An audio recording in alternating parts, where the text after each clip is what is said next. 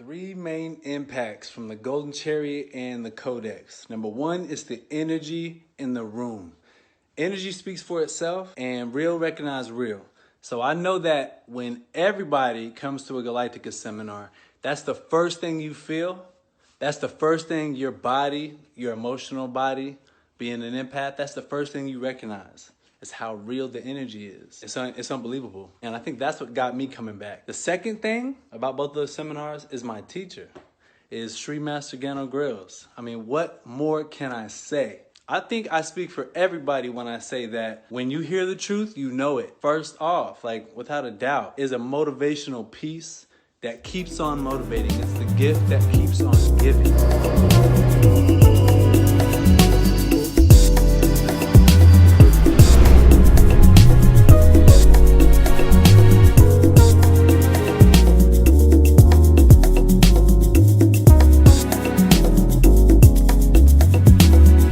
Greetings, everyone.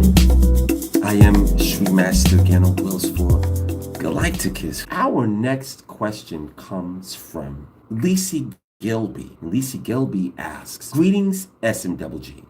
What is a standard offering when a divine being interfaces with you, or is it only necessary if there is an energy being given? Okay, well, Lisi, the answer to that question is pretty simple. A standard offering for a divine being who you happen to be interfacing with, it would really be no different if you were going to see, let's just say Barack Obama, who I think all of us, Republicans, Democrats, people who are socialists will agree that Barack Obama is a far more decent man than our current president, who happens to be Donald Trump, right? If we were to go to the White House, we might want to bring a gift for the president. Or if we were going to see the Queen of England, we might want to bring her a small trinket. We wouldn't bring her a hamburger from McDonald's. If we were going to take the date of our dreams out on a night on the town, we would want to make an impact on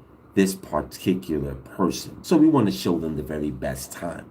And that may cost a little bit of money. May cost you a little, may cost you a lot, but it will cost you.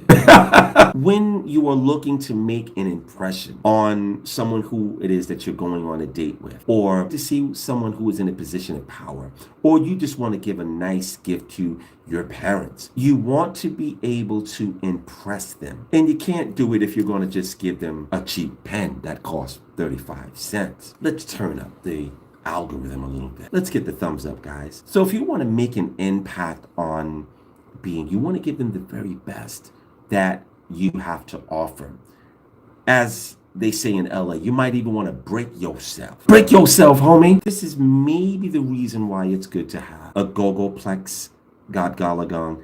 Keep those high ancestor notes available on your altar so that if a divine being comes to visit you, you can immediately make an offering and seal and show them that you're serious about the level of appreciation that you have for them, if that makes sense. Okay? I'm going to answer another question that Facebook, and this comes from Can Dance Jackson. There's a song by LO called You Can't Dance. That reminds me of that. That was on the very first LL Cool J album that was released in 1984. It's a funny song. But anyway, Can Dance Jackson asks, I wanted to know why you, SMWG, showed me light coming from your right eye in my recording. I asked you in a dream, why don't you show yourself to everyone? And you told me this God isn't ready yet. Is this a God that is a part of you? Is there something I should do? For some reason, Can Dance. And again, if I came to you and showed you something from my right eye, it is a message directly for you. What I will say is, if you look at the very last video that we put up, I shared a video where the presence of Amen Ra appeared on my right eye. Now, the question that I would ask you, why is it that people go to church? And by the way, how you doing, Mo? Mo is, he's one of my barbers, and he's been cutting my hair, on and off since 1989. He's a holy roly Christian. He goes to church, and, we respect each other as men, and we're able to have great conversations. And I was there the other day, getting my beard cut, trying to stop looking so disheveled. And I said, hey, Mo, let me ask you a question. You're a church-going fella. What do you think is said more in the church, Jesus or Amen? And he thought about it. He said, I think it's even. I agreed with him. But then I tipped the scales and I said, well, if it wasn't for the fact that if you add in the little bit of amen or amen when people are agreeing with the preacher, the pastor, amen might actually be said more than Jesus in the collective presence of all of the Christianite goers who attend church all throughout the Sundays and the Sabbath and even the Seventh-day Adventists. So when you look at amen, let's put a check on that. And now let's move over to the Sorot al-Mustaqim, which is the path, the straight and narrow path that leads to Allah and al-Islam, of which many countries are predominantly Islamic. At the end of all of these surahs, they say, Ameen. That is the same salutation as Amen or Amen. Ameen. 3 different phonetic variations that mean the same thing. Yet and still, if you go and you speak to an imam, and you ask who Amin is, they might not know the answer to that. If you go to T.D. Jakes or Joel Osteen, let's throw in Creflo Dollar and his wife. They discovered that there's life on Mars. They gonna need to hear the gospel, and I'm gonna have to believe God for $1 billion space shuttle because we got to preach the gospel on Mars. And you say, hey, who is Amen? Probably won't be able to tell you. But yet, Amen showed up on my right eye. I'm going to leave it right there. And I'm going to see how swift and woke and intelligent and astute you guys are. Hope that answers your question. Our next question comes from Chain of Command Rosina Benedict. This is going to be a little lengthy, guys. So tighten up your seatbelts. Rosina Benedict asks, I understand there might be a need for therapy and other things of the like. But is there any of the gods of the Galacticus we can pray or give offerings to, or any Galacticus rituals, modalities, that we can use to assist in the healing of emotional trauma? Emotional trauma seems to be something that hinders many of their spiritual growth, including myself, even if we don't want it to because it's so ingrained in our consciousness here. That's a great question. I'm going to go a little further because Officer Donald Bryant chimed in, and he adds to that. He says, yes, thank you for bringing that up, Rosina. This is, I'm sure, for many people, a major issue that hinders me in many aspects of my life. And I have on many occasions been made aware of this. It clings to me when I am burning ancestor money for my ancestors at our altar. And I can feel the resentment and scorn on my way to, and while I'm standing there, my parents really let me down and didn't provide me with a good example of many things that I could have to deal with in my adult life. Then scorned and ridiculed me for not just knowing these things that they never mentioned or even tried to teach me, either due to their own shame, ignorance, or just wanting me to grow up and become a man. Although today, there is help in the form of a very lengthy and expensive therapy for all things like this. My parents' negligence has already cost me in innumerable and irreconcilable ways, not to mention their poor examples in the area of relationships.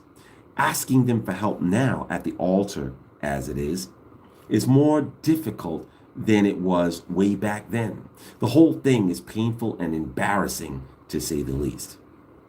That's a heavy load, Rosina and Donald Bryant. And I thank you for having the courage to explore that. Well, one of the things that I would say to both of you and anyone who is in the same predicament, I'm going to invite you guys to invite another ideology into your current stream of thinking. When you look at your parents are your sponsors You come through them. And who else on the planet to give you and remind you of where you want to go but your parents? A lot of times we have parents that fall short of the glory of what our expectation is as little children, and a lot of times as adults. If you look at the singer Julio Iglesias, he has a son. He's a very talented singer, and he's always looking for the approval of his father and still doesn't get it. If you look at Marvin Gaye, who was a tortured soul, but a very talented man,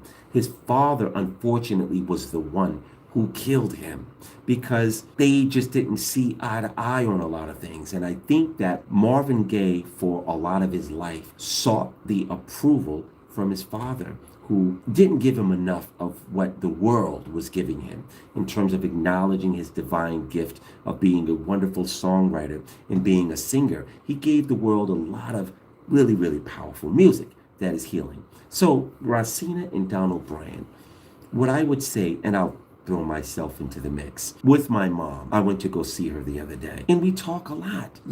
We sit down and we look each other in the eyes, and sometimes we get on each other's nerves. Sometimes my mother says things that challenge my ego. It pushes buttons. It does things. It brings me right back to when I was a kid. And my mother has always taught me to be honest and be direct and forthcoming. So she now tells me, well, maybe I taught you a little too good, because the very thing that she inculcated, which is being honest and being forthright, is now the very thing that sometimes ruffles her feathers. Right, Mom? It is a lifelong marriage when you have your parents. And sometimes your parents leave this world without giving you the balance that you require. And that's okay, because now they have passed you the baton, and it is up to you to reflect on what it is that pushes your buttons, that have left you scorned, tainted, jaded, or otherwise. And the very fact that you have that gives you a very specific measurement to work with and against. Going to therapy is good if it works. But if you read Sidney Poitier's book, This Boy's Life, he talked about going to a therapist for over 20 years. I don't know if anyone should deal with I don't know if it's a benefit if you have to go to therapy for 20 years or even 10 years. But if it brings you some kind of closure and you can afford it, that's great. Our parents give us one of the best gifts that we can have. They give us the gift of challenge. A lot of times people don't realize that we have gone into the grocery store and chosen our parents, particularly, specifically, because of what they're going to force us to do in this life. And if you don't grow beyond the disturbance that they have caused in the first place, it might be a reminder of how far you need to go within your own growth. My mother and I, sometimes we disagree on things. My mother is my voice of adversary. My mother still sometimes struggles with some of the things that I share with people. And, my mother keeps me really, really sharp. So I'm grateful to have her in my life, because I have to deal with people like her all of the time in my audiences. She gives me a great exercise in being able to not get so flummoxed and angry with people that you have to deal with. You can't always run and hide from the very thing that exposes your frailties and some of the things that you still need to work with. The very fact that it is still in your consciousness and it is a cord within you, it is a reminder of how much work you need to do. And sometimes it doesn't happen in one lifetime. Sometimes we have to die with another 20% to go. Sometimes we leave this life and it's 50% more we have to come back with and continue. Sometimes the challenge is that big. But at least we want to begin with where you guys have, or what you guys have done, by putting it on the table and identifying it as a cord within you, identifying it as a place that you need to spend a little bit more time. And next thing you know, it won't affect you as much as it once did. The implication of the disturbance that represents what your parents have not done for you is something that may go on until your very last breath. But like the cars in the road, all roads in New York City have potholes, and you can go over it in a hoopty, which will be very bumpy and uncomfortable to your spinal column. Or like when I was riding with Tracy Morgan years ago in a $300,000 Bentley, I said, hey, it's still kind of bumpy, but it feels a lot better in this Bentley than it did in the hoopties that I've been in, or some of the cabs that I've been in. You guys see the analogy? If you cultivate a Bentley-like mentality when it comes to dealing with the disturbances of life and being able to lens it in the right way, it will have a lesser effect on you than it did when you were less evolved. Now, we could talk about this for another 6 hours. And once again, thank you for being very forthright and honest. And we all have our stuff that we have to work through, and no one has a perfect family that I've seen. Our family, again, provides us a rich pool of resources of how to deal with life outside of the family. Our next question on Facebook comes from Grace Felton. And Grace Felton asks, greetings, SMWG. Do you find that as one advances in their spiritual journey, they start feeling the need to not consume animal products more and more? Is that something that happens as a natural progression towards enlightenment or spiritual growth? Absolutely. It is not the end all and the be all. There are many gurus, there are many people who are enlightened that still eat meat, that still eat pork, that still have a corned beef sandwich. The fact that someone eats meat does not denote their level of spiritual prowess. And typically there are a lot of vegetarians or vegans or people who eat raw who are still very poor in mind, in spirit. So the two are not mutually exclusive. But to answer your question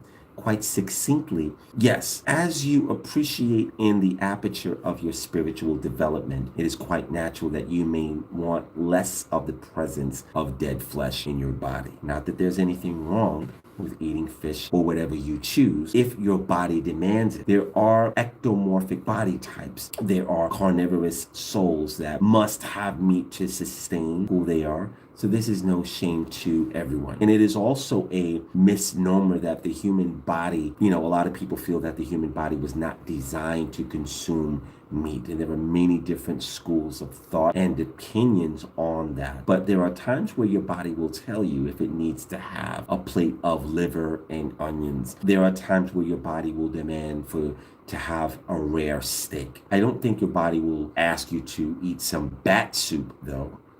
Are eating in China and some of the foolish things that people in other countries. That's a whole nother story. But there's nothing wrong with having a high alkaline diet. It definitely does not hurt to be a vegetarian, a vegan, or to have raw vegetation and a high level of alkalinity, because it does commensurate well with a higher aperture of consciousness. So I hope that answers your question, Grace. Our next question comes from Sarah Clarkson on Facebook. And Sarah asks, how is sorcery different to connecting with the gods? Well, Sarah, sorcery is pretty much known to be the left hand witchery. It is black magic. And I don't mean melanin for all of you Sonetta people who were watching, or people from Black Magic 363. I mean that sorcery has a connotation of being dark and conjuring destructive means of dark light. It's not something that Galighticus is about.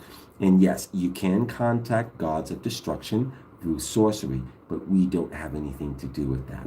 It is not the same as contacting gods of light. You don't use sorcery, or cannot use sorcery, to connect with gods that are of the light. So I hope that answers your question. Tom Hadnot asks the next question on Facebook, and he asks, what is Lord Ganesha's affiliation with the octopus species? I have seen him in a form with a multitude of tentacles in water with other octopuses or octopi, Tom. I had a recording which I now feel was Lord Ganesha showing me how to create realities. And then I was cast out of a watery substance like the movie Stargate by giant tentacles in a void, being told, now do it. Well, Tom, an octopus is very, very close to the energy of Lord Ganesha for several reasons. Lord Ganesha, as I have said before, is the very same as Tehuti or Lord Thoth. And as you know, 444 is the signature of Lord Thoth and Archangel Michael. And there are, in other seminars, we've highlighted exactly, specifically what that is. And you, Tom, have that in your notes. So if you look at the octopus has 8 tentacles, which is 4 plus 4. And what Lord Ganesha is basically showing you is that don't forget that they are the same being. And also, when you look at the ability of an octopus, it is the closest thing that if you look at an image of the Vedic gods in particular, if you look at Mahalakshmi, if you look at Kali Ma, if you look at Durga specifically, and you look at the 1,000-armed Lord Ganesha, you are looking at a multiplicity of different abilities that they have within the same consciousness. It also means that they can also be different kinds of gods. So it is a reminder to you, Tom, that within your consciousness, you are developing an ability to go into the buoyancy of a different dimension, and another dimension of your consciousness is beckoning you to explore it.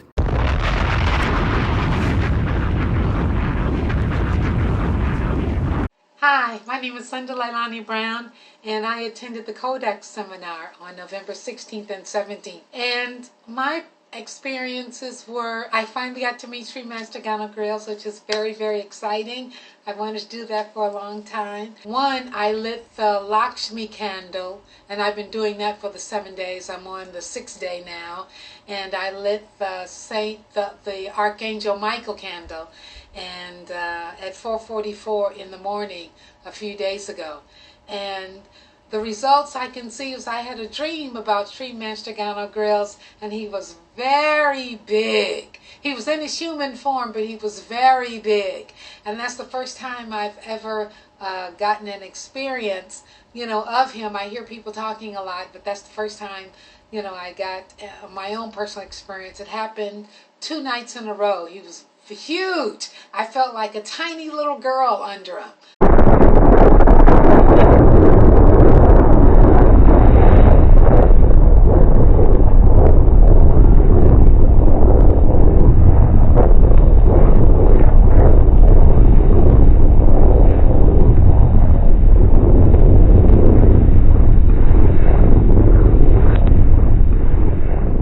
Our next question comes from, I see Kali Ma Bartens. And Kali Ma Bartens asks, greetings, Sri Master Gano Grills. My question is, how do I connect and communicate effectively to my divine parents and soulmate? 2 different things.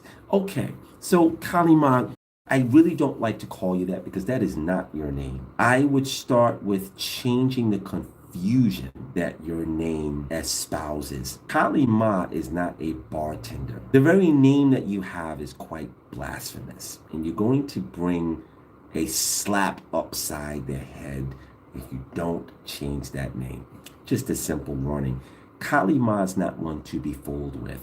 And I'm looking at the energy of you, and I see that she is not giving you permission to don her name. So you may want to change it back to another name or use a different kind of name. And bartend, I'm going to leave it there. But answer your question. How can I communicate effectively with my divine parents? If your divine parents see that you are here on earth masquerading with the name of a goddess like Kali Ma, they will ignore you because you can't be serious with having a name like Kali Ma Bartends. You are asking for trouble. And when you change the name and when you get serious and more respectful to the gods and about the gods, you will be led back here. And I will tell you what to do then.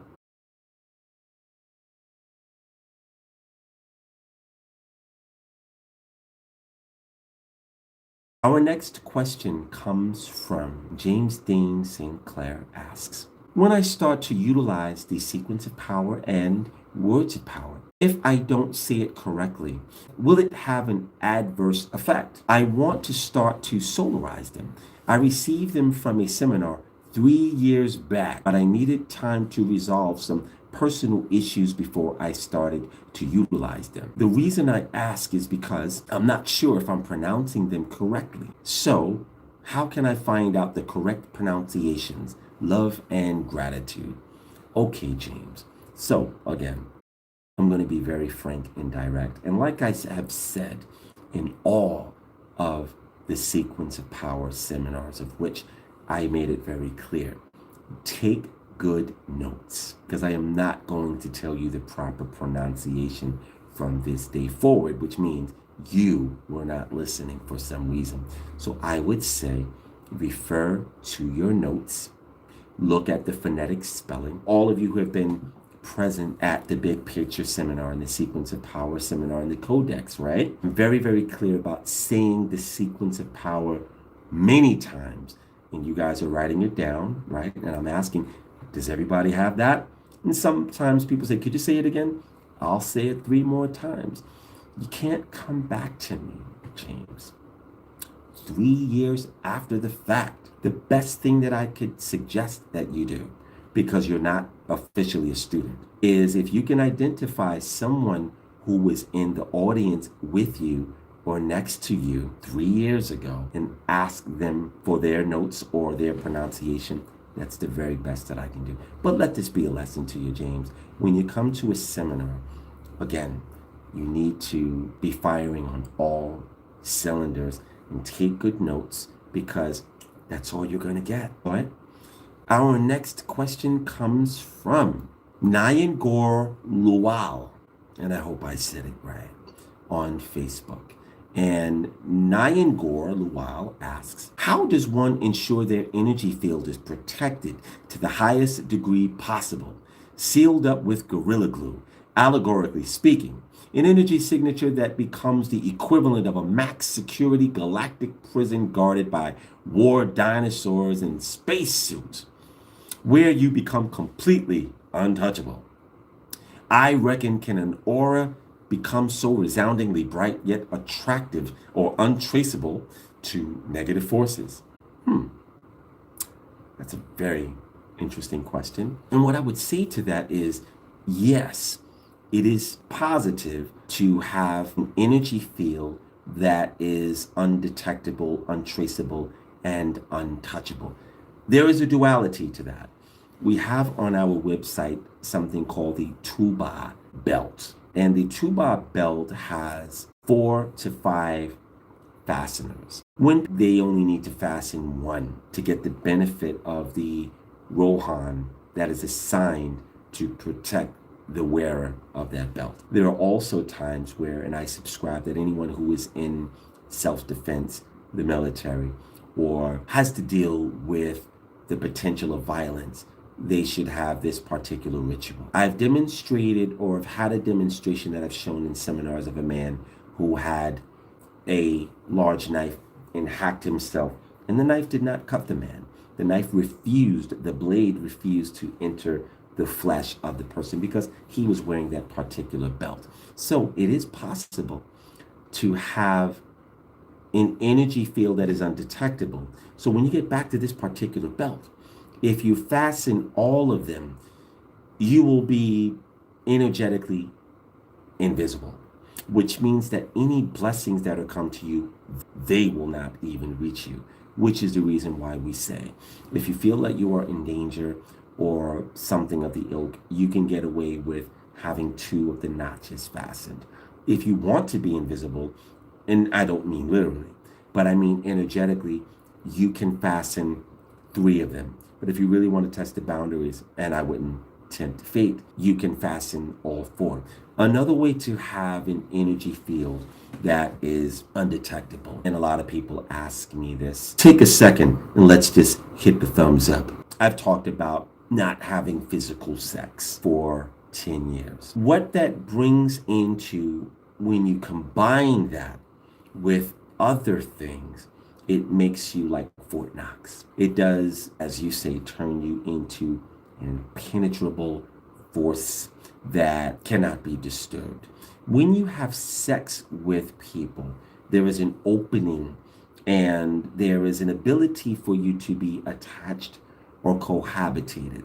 And for this reason, you need to have different streams of spiritual protection so that you are not, and yes, even if you're in a loving relationship, the mechanism of having sex, even if you're married, there is an openness that occurs. This is the reason why when you look at certain monks, they stop having sex altogether, because just the very act of penetration, it creates an openingness or a volatility that will lend you to the presence of certain things. So you have to combine that again, and I don't know if you're willing to go that far, but if you are, there are certain other things that you will benefit from, and that's the answer to your question. I am Sri Master Gano Wills for Galighticus, and I thank you all for joining us.